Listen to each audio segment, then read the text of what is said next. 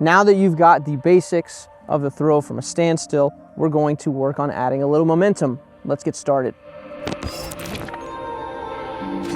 There are essentially two footwork patterns that you can use when adding your walk up in the forehand. The first one is a crossover. So what this looks like is this. We take our left, which is not forward for sure, but almost sideways. And then we go cross, and that's in front. So this is not your backhand X step where you cross behind, because we don't want these hips getting that far back, harder for them to move later in the shot. So instead what we do is we take our left, which is almost side on. For me, the foot's a little bit flared forward. And then side on here, and now you're in this position that we worked from already, where we're doing this final stretch.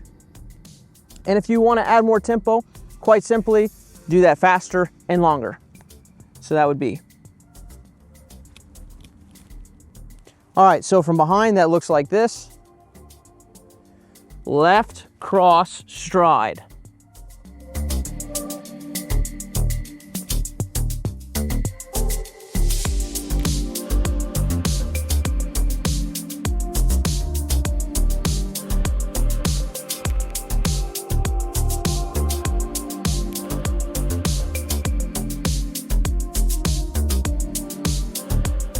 Option number 2 is the crow hop, which looks like this. So you're gonna start with your lead foot.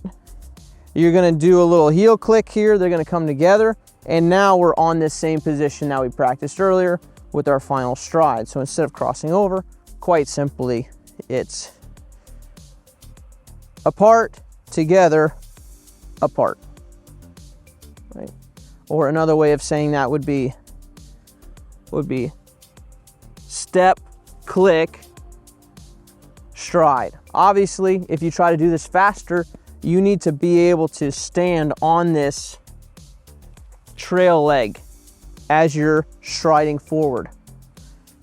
All right, so if you're not very strong on that back leg, or you have some kind of mobility issues, maybe the cross pattern helps you spend a little less time on this back leg.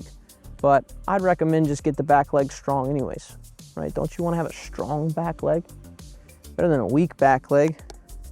Now, up-tempoing that, instead of having this where the feet are very controlled and together, we actually spend some time off the ground.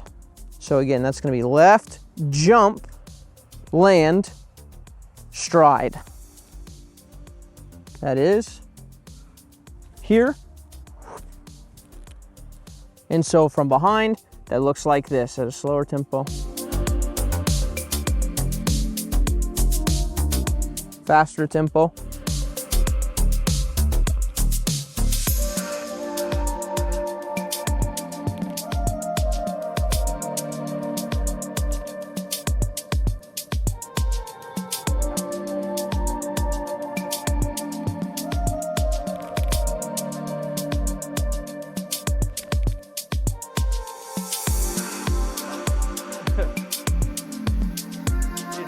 Now, if you had to press me for which one was probably better, I'd say the crow hop probably has more distance potential.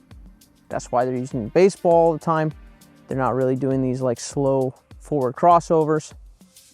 And the big thing here is when you're trying to get extra distance, this front foot move becomes way more about taking just a massive forward step. And then once this thing hits the ground, it's going to be nice and firm out in front of you, and it's going to help keep your body back, basically. So the longer you're throwing, the bigger the steps are going to get, especially the final stride, right? And then you're bearing everything down into that front foot. Last thing, I mentioned this briefly a little bit earlier, but it's worth mentioning again.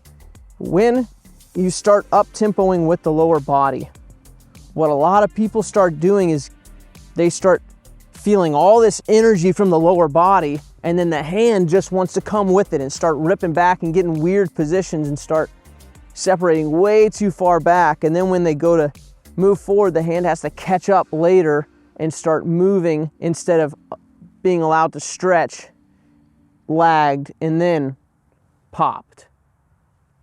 So it's really important that when we start moving, that we don't start doing this. But try to keep this fairly calm.